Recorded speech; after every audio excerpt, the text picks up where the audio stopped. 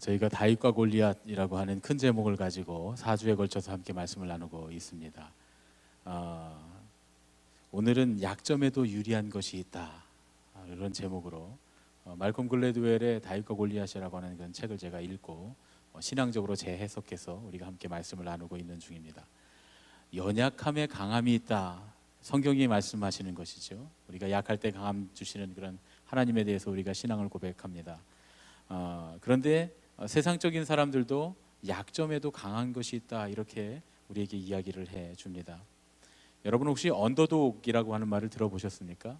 언더독이라고 하는 건 그 투견장에서 크고 힘센 개 밑에 깔려서 제대로 저항도 하지 못하는 작은 개, 그런 개를 언더독이라고 한다고 그렇게 말을 해요. 그런데 간혹 그런 언더독이 큰 개를 이기는 경우가 있다는 겁니다.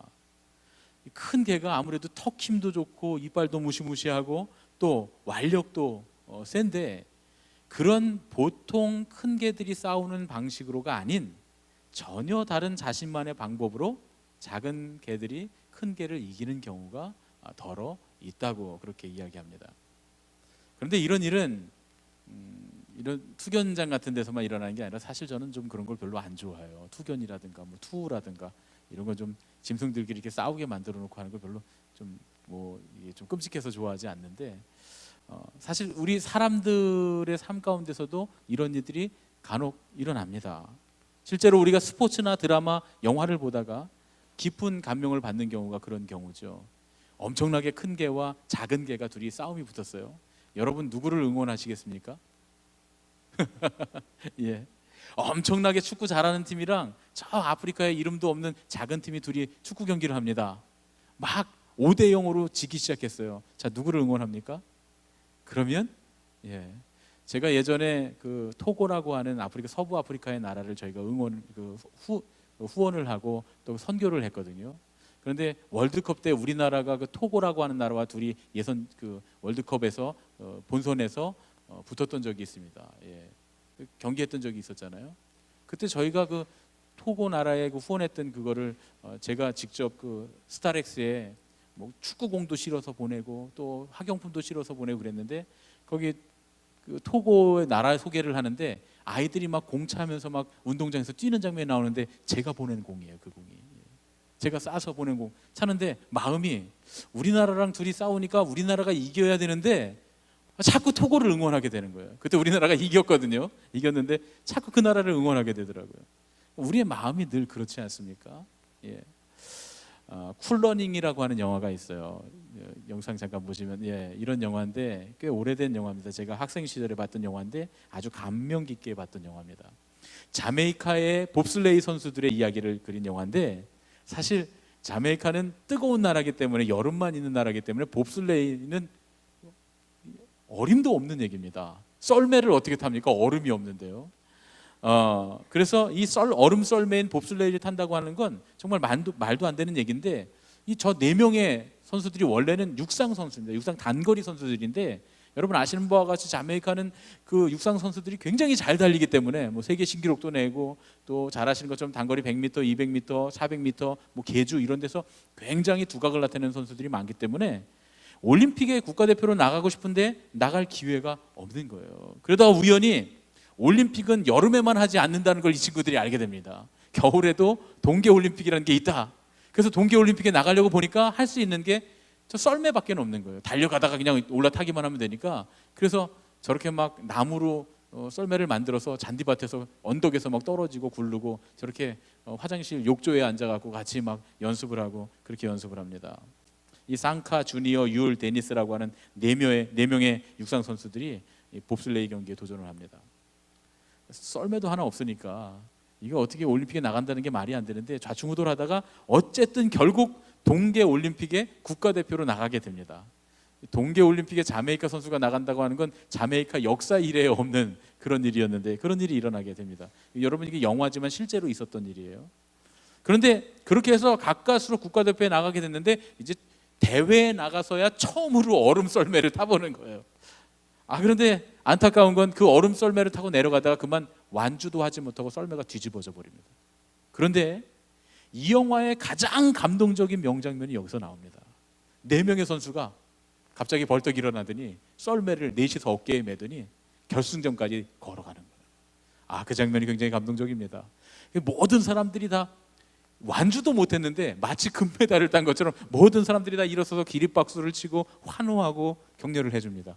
자메이카에서 봅슬레이를 왔다고 하는 것 자체가 기적인데 실패했지만 끝까지 포기하지 않고 그 결승점까지 걸어가는 그 사람들을 보면서 우리도 영화를 보면서 마음에 감동이 되고 격려하고 박수쳤던 그런 생각이 듭니다. 그런데 여러분, 사람들에게는 늘 이런 언더독을 향한 따뜻한 애정이 있습니다. 그런데 그런 애정을 힘입어서 상상도 못할 일을 해내는 그런 언더독들이 있다, 그런 얘기죠. 성경에는 그런 사람들이 많이 등장합니다. 작은 아들이면서도 유약했던, 늘 엄마 품에 있었던 그런 유약했던 아들 야곱, 이집트에 팔려가서 형들에게 팔려가서 노예로 삶을 살았던 요셉, 그니스 사람 이방인 유대인들에게 개 취급을 당했던 그 이름이야말로 좀 이름이 개인 갈렙, 또 몰락한 집안의 며느리로 사람들이 다 무시하는 이방 여인 모압 여인이었던 룻, 이 사람들이 다 언더독들이었습니다. 따뜻한 애정을 힘입어서 그런데 이들이 상상도 못할 일들을 해냈던 사람들이었다, 그런 말씀입니다. 특히 그 중에서도 우리가 오늘 말씀을 함께 나누고 있는 이 다윗은 사무엘이 이스라엘의 왕을 세우려고 이새의 집으로 왔을 때 그 아버지마저도 제외시켰던 아들입니다. 제 제자 중에 목회를 하는 그 제자가 하나 있는데, 제가 전도사 시절에 한 번은 무슨 일이 있어서 이 일을 시키다가 이름을 부르면서 너는 오늘 예외야, 이렇게 얘기를 했어요. 그랬더니 저한테 오더니 그래도 전도사님 감사합니다. 뭐가? 예외라고 해주셔서 감사해요. 왜? 제외라고 안 해주셔서 감사해요. 예외는 좋은 거고 제외는 기분 나쁜 거라는 거예요. 제외는 아주 상심되는 거라는 거예요. 근데 제가 그때 그 얘기를 듣고 그리고 나서 제가 다윗 설교를 할 때 제목을 제외에서 예외로라고 하는 제목의 설교를 한 적이 있습니다.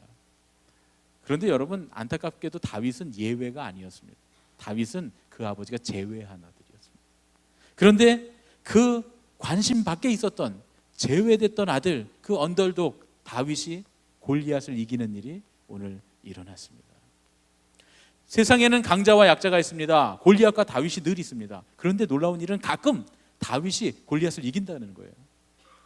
지난 200년 동안 전 세계에 일어난 전쟁들 중에서 큰 나라와 작은 나라가 싸웠던 전쟁들을 집계를 해봤다 그래요. 그런데 어느 정도냐면 군사력이 10배 이상, 국민이나 국민수나 인구수나 군사력이 10배 이상 되는, 경제가 10배 이상 되는 그런 큰 나라와 10분의 1도 안 되는 작은 나라가 둘이 맞붙어 싸웠을 때 어느 나라가 얼마큼 이겼을까? 평균을 냈다 그래요.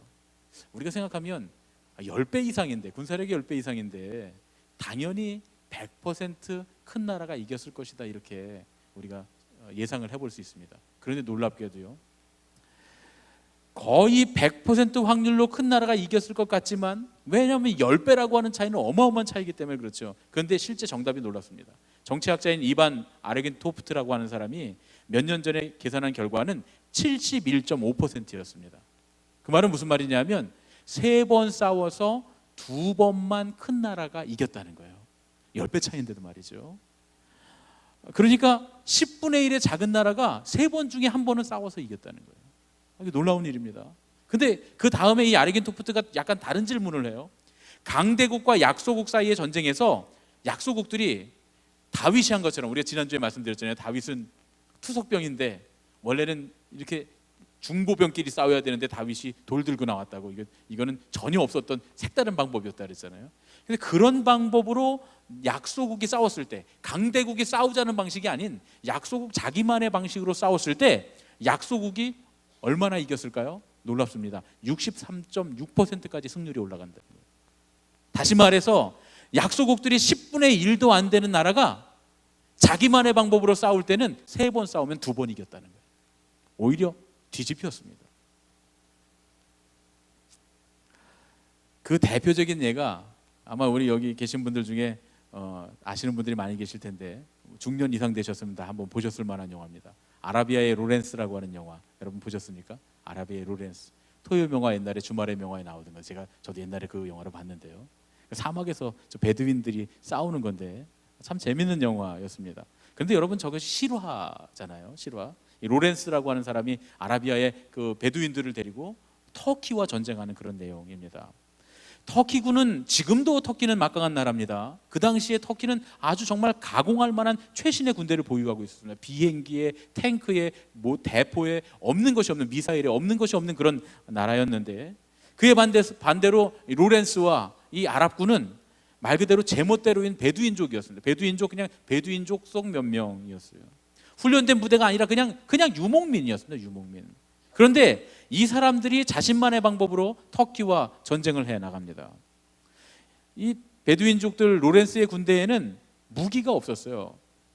1인당 소총 하나, 탄약 100발, 총 하나에 총알 100개씩만 갖고 있었대요. 거기다가 20kg의 밀가루, 식량이죠. 568리터의 물, 1인당 보급품이 그거밖에 없었다 그런 얘기죠. 아무것도 없습니다. 밀가루하고 물통 들고 총 하나 들고 지금 그것도 총알도 충분히도 아닌 100발씩 가지고 지금 싸우는 겁니다. 그런데 이들에게 장점이 있었는데 그게 뭐냐 하면 원래 사막의 베두인족들이기 때문에 하루에 180km를 행군할 수 있었대요. 사막에서 하루에 180km를 행군하는 건 엄청난 일입니다. 물론 낙타를 타고 움직였겠지만요. 보통 사람들은 상상할 수 없는 건데 그들에게는 뭐 그들이 특화되어 있으니까요. 항상 그런 환경에 살았으니까요. 1917년 봄에 놀라운 일이 일어나게 되는데 불과 5일 만에 동해 번쩍 서해 번쩍 하면서 4개의 도시에서 5일 만에 4개의 도시에서 100군데의 선로를 파괴했다는 거예요. 그리고 100개의 통신시설을 파괴했다는 거예요. 열차 2대를 폭파하고 터키군의 유격대도 격파를 합니다. 불과 5일 만에 말이죠. 그 후에 8일 동안 터키군의 2차례 공격을 비롯해서 11곳의 선로를 폭파하고 2지역의 철도를 습격하는 그런 동해 번쩍 서해 번쩍 하는 공격을 하기 시작합니다. 가장 유명한 전투가 이 아라비아 로렌스에게 승리를 안겨줬던 아카바 전투인데 이 아카바라고 하는 항구 도시에서 전쟁을 벌이게 됩니다. 이때 터키군을 공격할 때 상상도 못할 방법으로 이 아라비아의 로렌스 군대가 공격을 하게 됩니다. 어떤 공격이었냐면 정말 무시무시한 방울뱀들, 코브라 같은 독사들이 우글우글거리는 정말 독사판인 사막을 가로질러서 공격을 해나갑니다. 이 로렌스의 군대가 아카바에 도착해서 터키군을 완전히 괴멸시키고 무장해제를 시켰는데 그런 과정 중에 로렌스의 군대는 단 2명만 희생당했다는 거예요. 단 2명만. 터키군이 군사적으로는 뭐 포도 있고 탱크도 있고 압도적으로 우위였는데 로렌스가 설마 그 사막을 통과해서 오리라고는 상상도 못했다는 거예요. 그렇게 할 거라는 생각도 못했다는 거예요. 그것도 그렇게 빨리 오리라고는 생각을 못했던 거죠. 정말 그 사막을 통해서 그 뱀이 울고 독사들이 우글거리는 그 사막을 통해서 쳐들어올 정도로 미쳤을 거라고 생각을 못했다는 거예요. 그 책에 그렇게 기록되어 있습니다. 여러분 공부에 관한 얘기를 좀 해보려고 합니다. 여러분 자녀들이 다 있으시고 또 자녀들을 교육하시는 분들도 계시고 또 손자 손녀들을 교육하시는 분들도 계시니까 우리가 흔히 생각할 때 2가지 정도를 생각합니다. 돈이 많으면 자녀들을 잘 교육할 것이다. 또 우리가 흔히 말하는 좋은 학교, 명문 학교에 보내서 학급당 학생 수가 적은 학교, 선생님들이 다 아이들을 일일이 이렇게 가르쳐 줄 수 있는 그런 학교에 보내면 더 공부를 잘할 것이다. 그런데 여러분 편견입니다. 오히려 돈과 학업 성취도의 관계가 오히려 뒤집어진 U자 곡선을 그린다는 거예요. 제가 그래프를 그렸는데요. 저렇게 생겼습니다. 여러분 가만히 보십시오. 아주 가난한 사람이나 아주 부유한 사람이나 자녀들의 교육의 정도가 비슷하다. 그런 얘기입니다. 당연히 부모가 돈이 많으면 자녀들을 더 교육을 잘 시키겠죠. 그런데 그렇지 않다는 거예요. 사실은 그렇지 않다는 거예요. 오히려 돈이 많으면 많을수록 마치 학비조차 대줄 수 없는 아주 가난한 가정처럼 자녀 교육이 더 어려워진다는 겁니다. 실제로 세계적으로 부자의 자녀들이 자녀 교육이 굉장히 어렵다는 뜻의 속담들이 존재한다고 그러는데 이 말콤 글래드웰의 다윗과 골리앗 책을 보니까 미국에는 이런 속담이 있대요. 셔츠바람으로 시작해서 3대 만에 다시 셔츠바람으로 돌아간다. 우리나라 속담 비슷한 거 있죠? 부자가 3대 못 간다. 거의 비슷한 속담입니다. 이탈리아에는 이런 속담이 있는데 뜰 때는 별, 질 때는 마구간. 막 별처럼 떠서 막 이 부잣집에서 태어났는데 결국은 마구간 신세로 인생을 마감한다. 그런 얘기죠. 또 스페인에는 이런 속담이 따릅니다. 없는 자는 가지고 가진 자는 낭비한다. 어렵게 태어난 사람들은 가지게 되지만 많이 갖고 태어난 사람은 결국 낭비하고 허비하다가 인생을 버리고 만다. 그런 이야기랍니다. 여러분, 왜 부자의 자녀 교육이 이렇게 어려울까요? 가난한 가정에서 아이들을 가르칠 때 너 열심히 공부해야 돼, 열심히 일해야 돼, 독립심을 가져야 돼, 돈을 아껴야 돼, 이런 말을 해준다는 거예요. 가난한 가정에서 당연히 그러겠죠. 실제로 가난과 결핍 자체가 발전적인 삶의 원동력이 된다는 겁니다.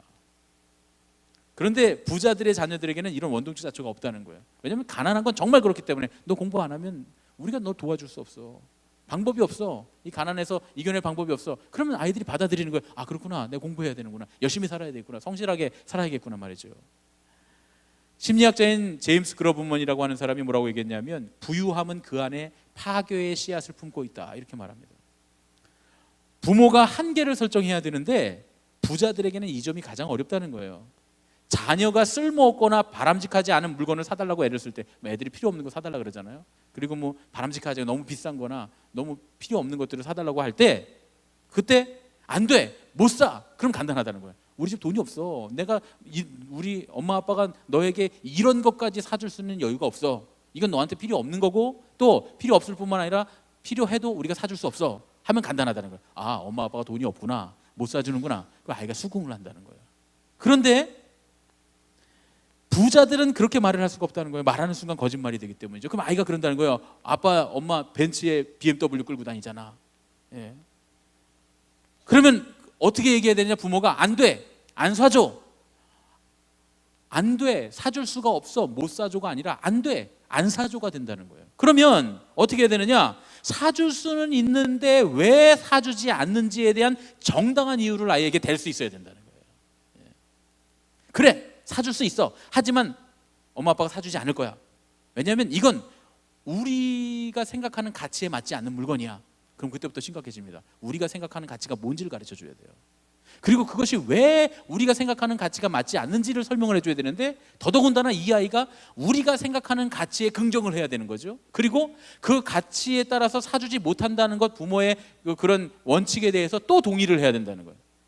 여러분, 이 과정이 얼마나 피곤합니까? 뭐 사줄 때마다 안 돼, 안 사줘, 우리의 가치에 맞지 않아, 우리의 가치는 이렇고 그래서 사줄 수 없는 거야. 아이가 긍정할 때까지 설명을 해야 돼요.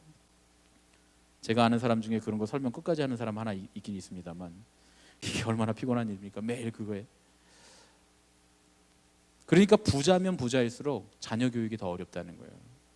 공부를 열심히 해라 하고 말하면 왜 열심히 해야 하는지 자녀가 머리로 이해하고 가슴으로 설득될 수 있도록 해야 되는데 그게 어렵다는 거예요. 그러겠죠. 부자 부모를 가진 아이들이 엄마 아빠가 나 돈 주면 되잖아. 내가 왜 공부해야 돼? 내가 하고 싶은 일 있으면 엄마 아빠가 나 도와주면 되잖아. 엄마 아빠가 나한테 사업체 차려주면 되고 엄마 아빠가 사주면 되잖아. 내가 왜 공부할 필요가 있어? 그렇게 생각하게 된다는 거죠. 그런데 여러분, 우리는 간혹 이런 잘못된 골리앗의 함정에 빠져서 살고 있습니다. 사실은 그 학급수에 관한 이야기도 제가 좀 하려고 그랬는데 오늘 시간이 너무 길어질 것 같아서 그 얘기는 좀 뺐습니다. 학급당 학생 수가 적은 선생님들이 아이들을 잘 케어해주는, 또 한 선생님이 한 아이에 붙어서 그 아이의 모든 지도를 해주는 그런 우리가 흔히 말하는 소위 명문학교들, 그런 학교들이 더 비싼 학교죠.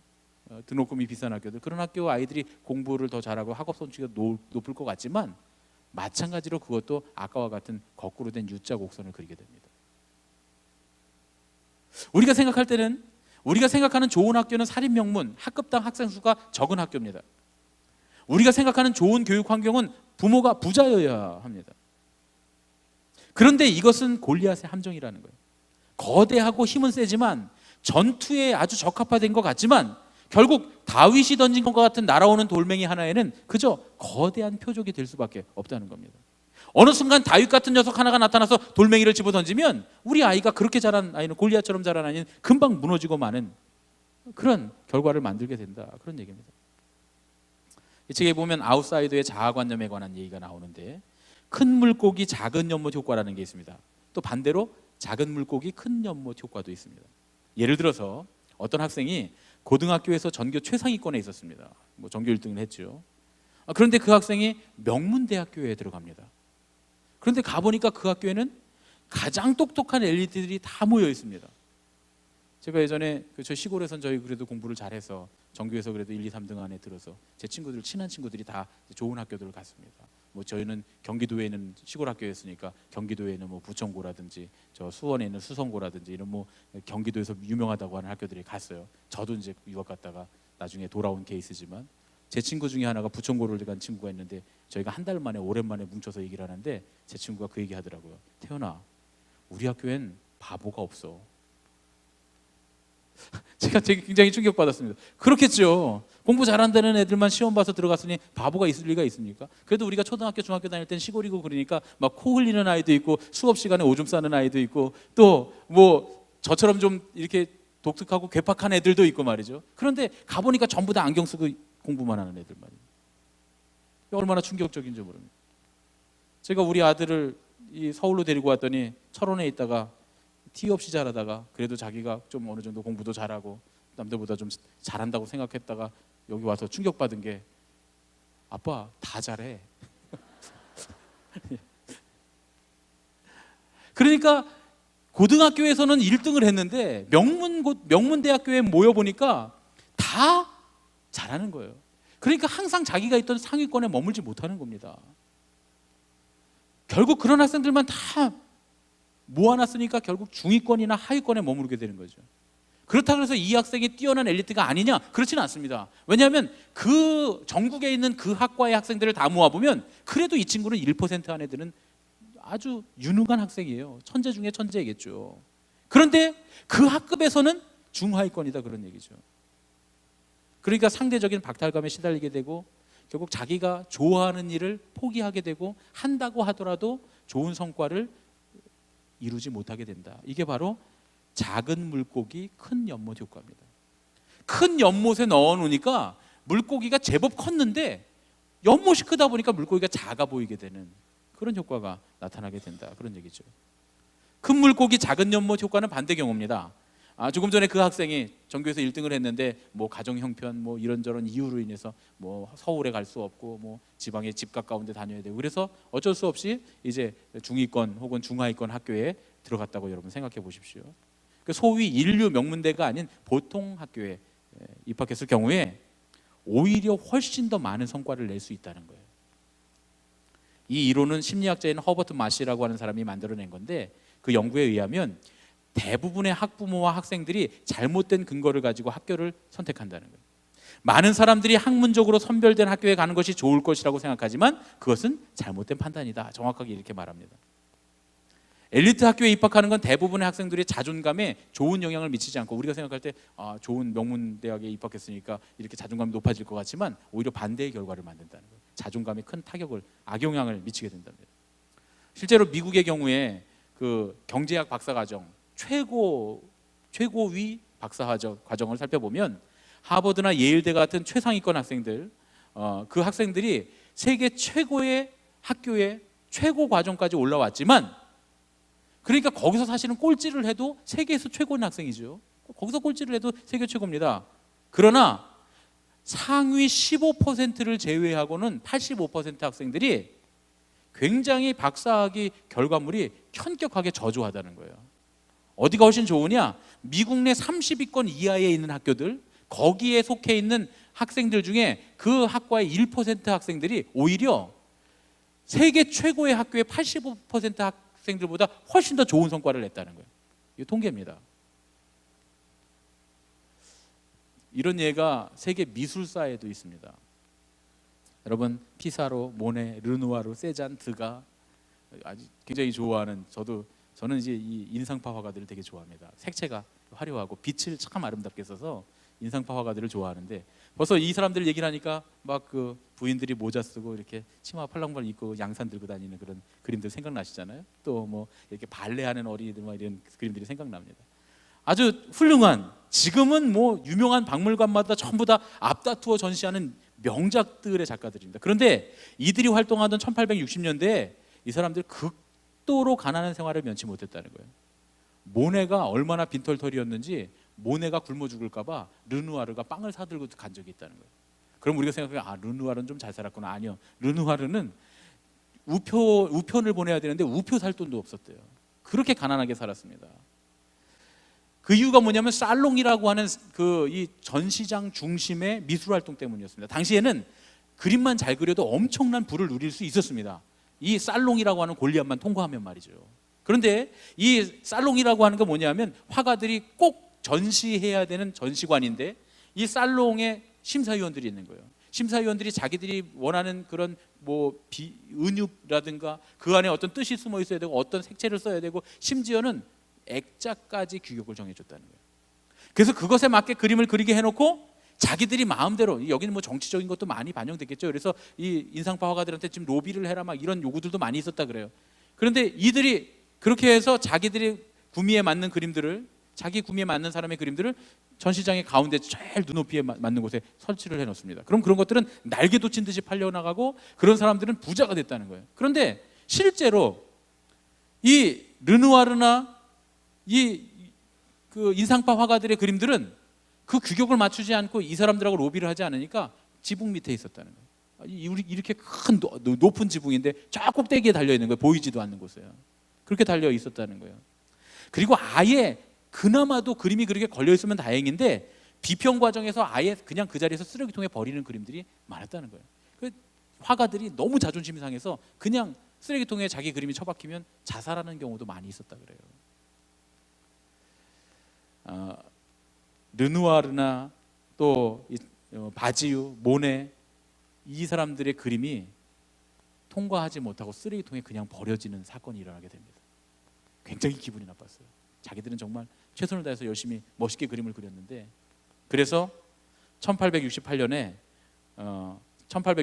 그 사건을 겪은 뒤에 1874년에 다시 그림을 그려서 이 사람들이 살롱이라고 하는 것을 벗어납니다.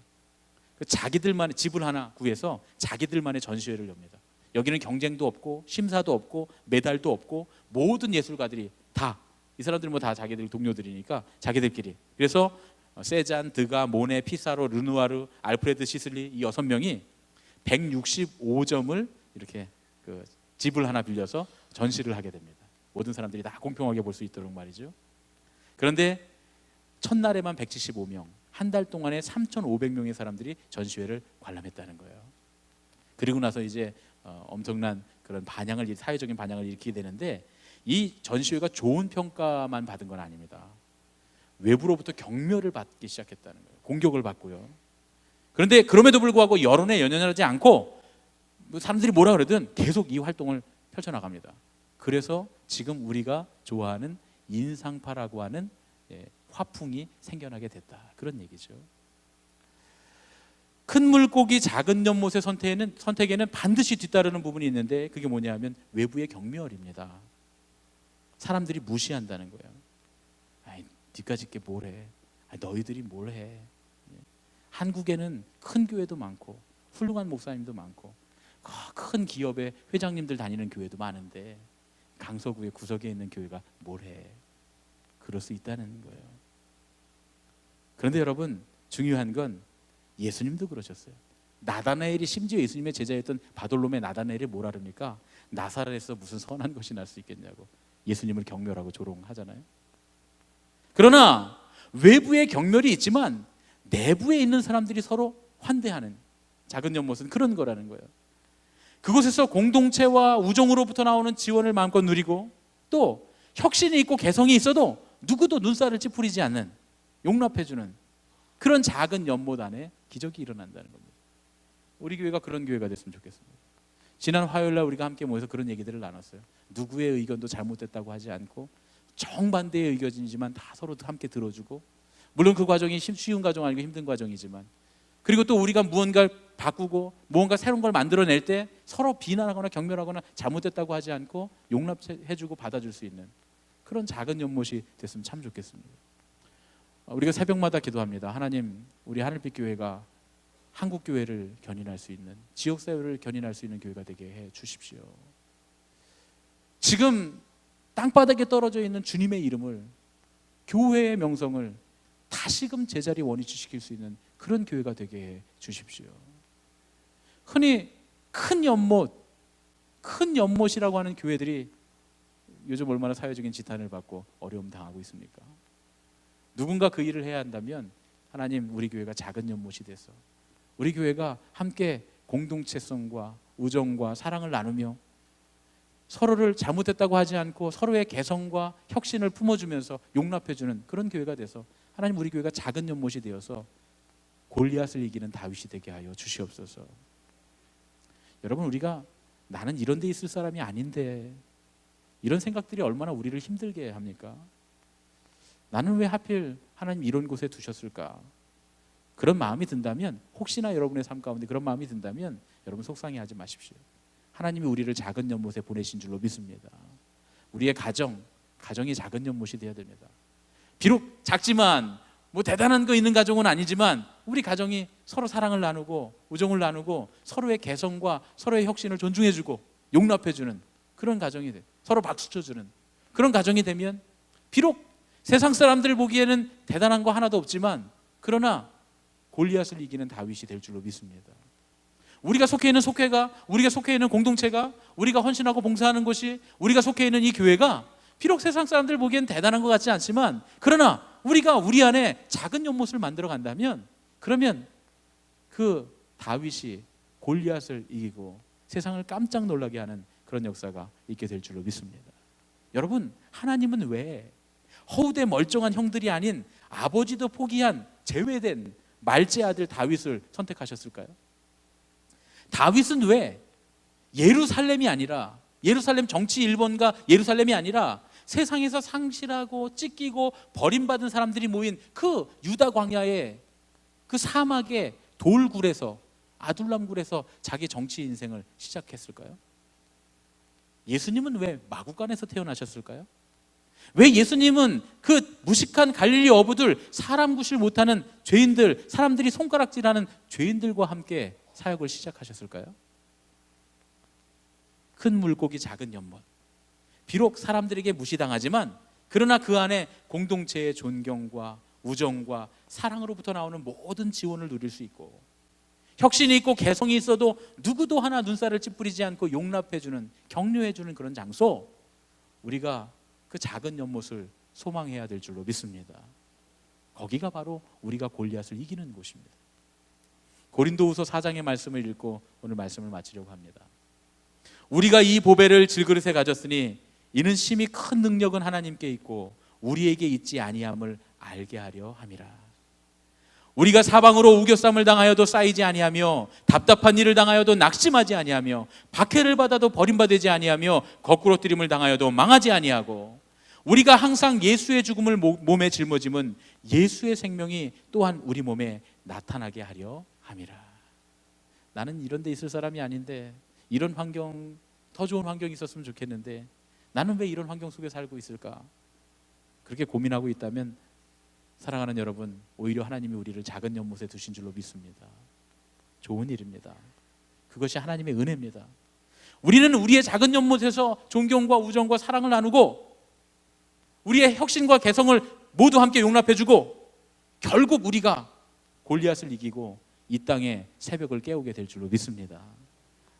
예수님 말씀하시죠. 성경에 있습니다. 들을 귀 있는 자는 들을지어다. 저희 말씀 참 좋아합니다. 할렐루야. 들을 귀 있는 자는 들을지어다.